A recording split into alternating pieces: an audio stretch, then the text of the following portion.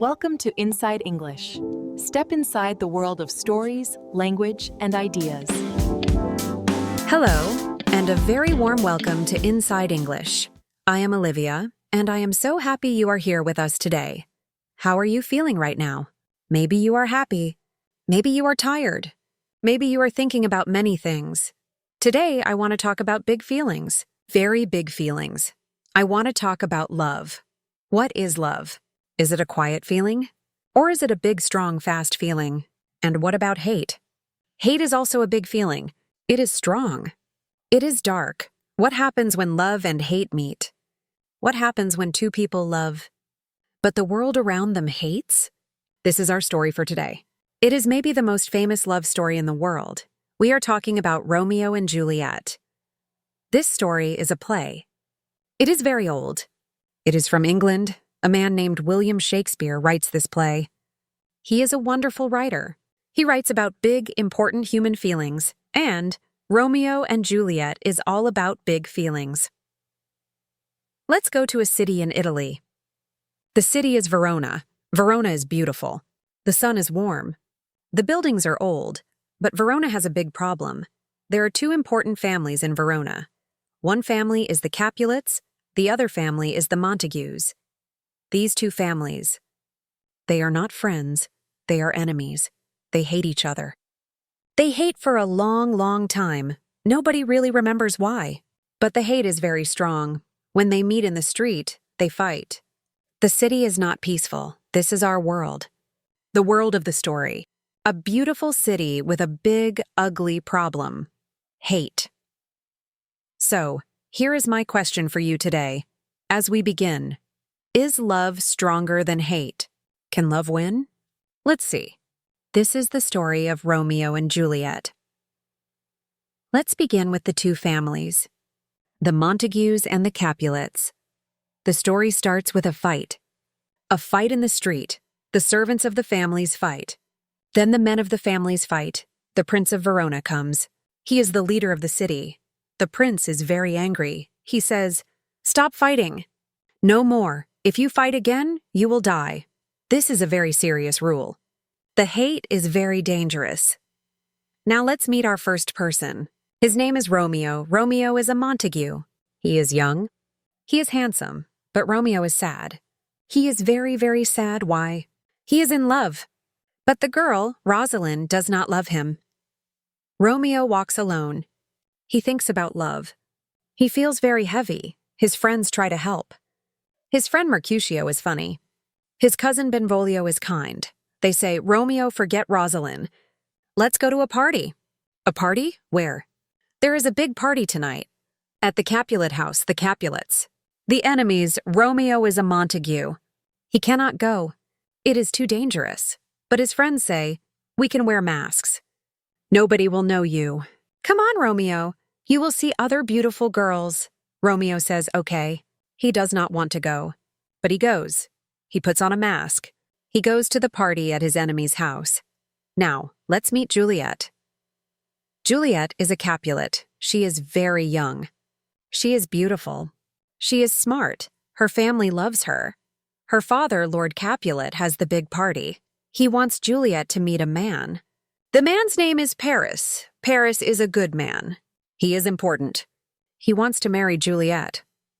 Juliet is polite. She says, "Okay, I will look at him." But Juliet does not dream of marriage. She does not know love. Not yet. The party is big. There is music. There is dancing. Romeo is at the party. He wears his mask. He watches. He is not happy. He still thinks of Rosalind. And then he sees a girl. He sees her across the room. She is so beautiful. When he sees her, he forgets Rosalind. He forgets his sadness. His heart feels new. He asks a servant, "Who is that girl?" He does not know, but he must meet her. Juliet is at the party. She sees a young man. He wears a mask. She sees his eyes. They meet. Romeo takes her hand. He speaks to her. His words are like poetry. Juliet listens. She speaks to him. In that moment, everything changes. They do not know their names. They do not know their families. They only know this feeling. It is fast. It is strong. It is love at first sight. They kiss. Then the party is over. Romeo learns the truth. Who is she? He asks.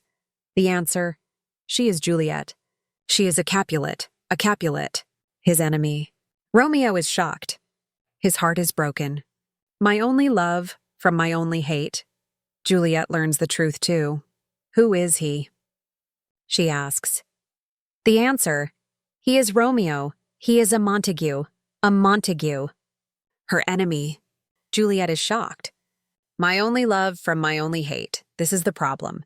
A very big problem. They love each other, but their families hate each other. What can they do? This brings us to a very important part of the story, a symbol. The symbol of night. Think about the day.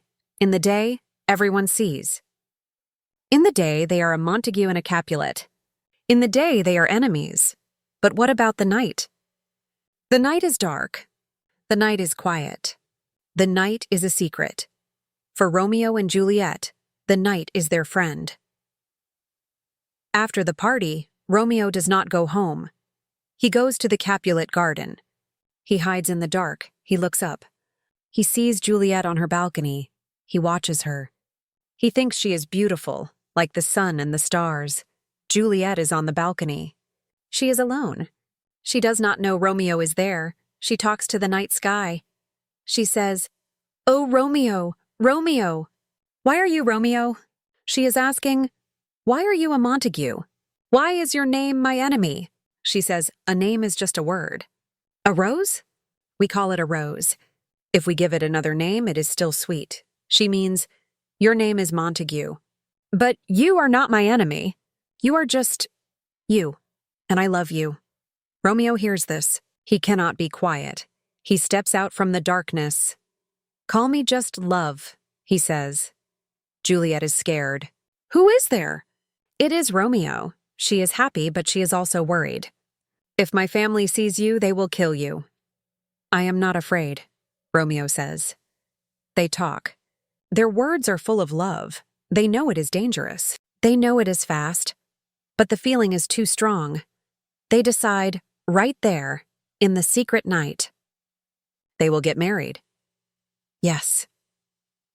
Married the next day. This love is very, very fast. Why so fast?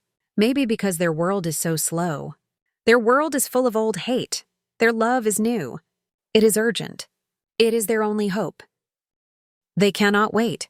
Romeo goes to his friend, Friar Lawrence. The friar is a priest. He is a kind man. He is also wise. He knows about plants and medicine. Romeo tells him, "I love Juliet. She is a Capulet. We want to marry today."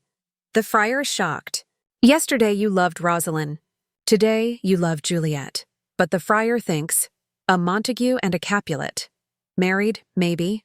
Maybe this marriage can stop the hate. Maybe this love can bring the families together. The friar agrees. He says, "Yes, I will marry you. For peace." So in secret, Romeo and Juliet meet. The friar marries them. They are husband and wife. They are happy. They have a secret.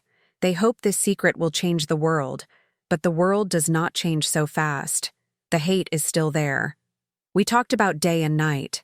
The wedding is a secret, a thing of the night. Now the day comes, and the day is bright and hot and angry the same day.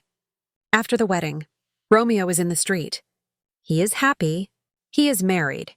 He sees his friends, Mercutio and Benvolio. But then Tybalt comes. Tybalt is Juliet's cousin. He is a Capulet. He is very proud. He has a hot temper. He hates the Montagues. Tybalt saw Romeo at the party.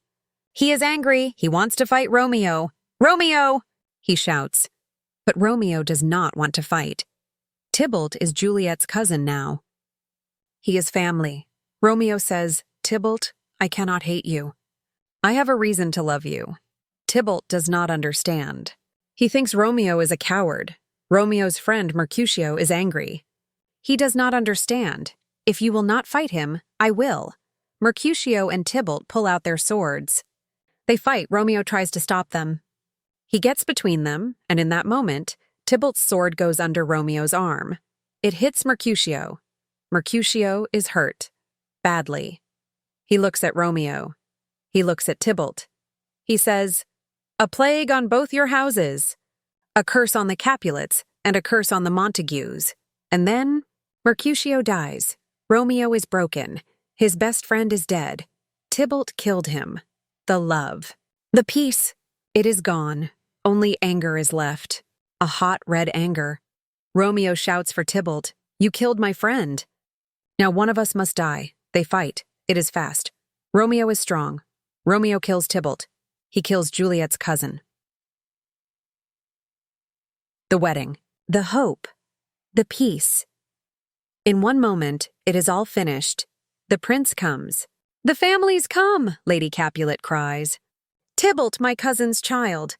Romeo killed him." The prince is angry. His rule was no more fighting. He banishes Romeo. "You must leave Verona. Now. If you come back, you will die." This is the turning point. The story turns from light to dark. The love of Romeo and Juliet is real, but the hate of their families is also real. And it is strong. Their love is a small flower. The hate is a big storm. The storm wins. This is a very old story. But think about our world today. Do we still see this? Do we see groups of people who hate each other? Families who fight? Countries who fight? Sometimes a person loves someone from the other group, and the world says, "No, you cannot." This story, it feels old, but it also feels very new. It feels very real, so what happens now? The story moves very quickly to its end. And it is very, very sad. Romeo is banished. He must leave Verona. But first, he goes to Juliet. He climbs to her balcony one last time. They spend one night together, as husband and wife. It is their only night. When the sun comes up, Romeo must go. They say goodbye. It is the last time they see each other alive. Juliet cries. Her heart is broken. Things get worse. Juliet's father, Lord Capulet, comes to her room. He has news. "Juliet, you're sad. I know how to make you happy. On Thursday, you will marry Paris." "Marry Paris?"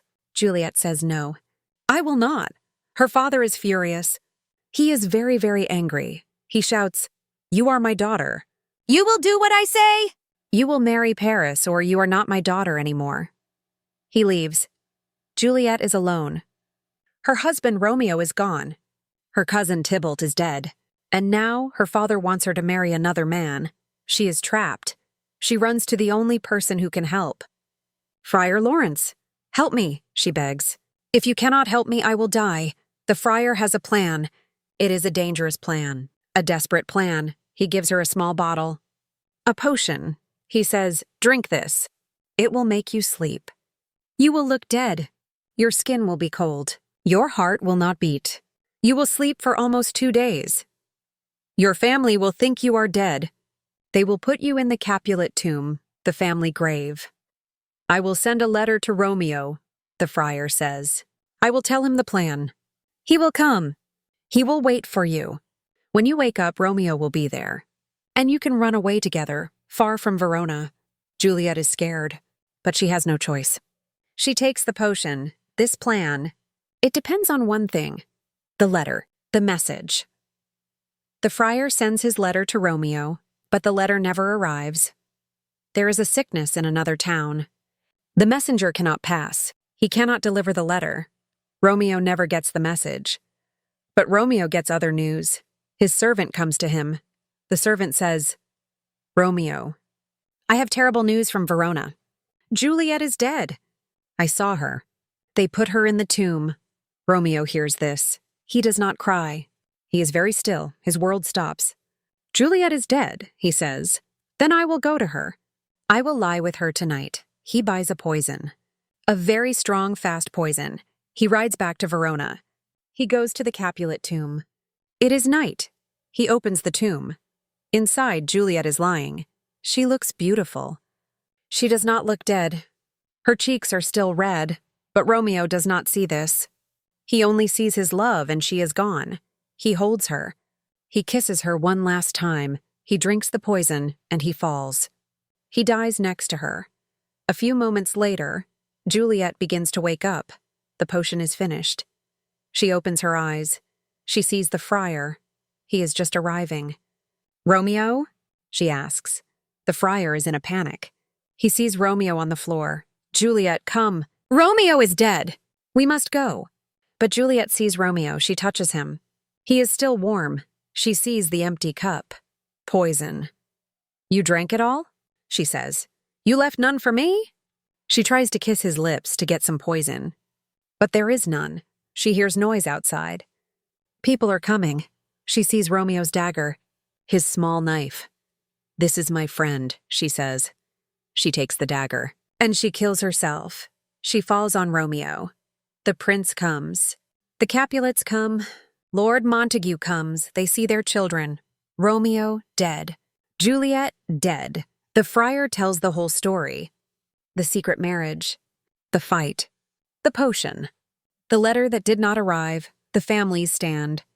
They look at their children, Lord Capulet and Lord Montague. They finally understand. Their hate, their stupid old hate, did this. It killed their children. Lord Capulet takes Lord Montague's hand. "My brother," he says.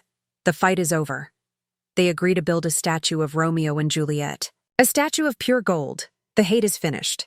But the price is so high. This is the end of the story of Romeo and Juliet.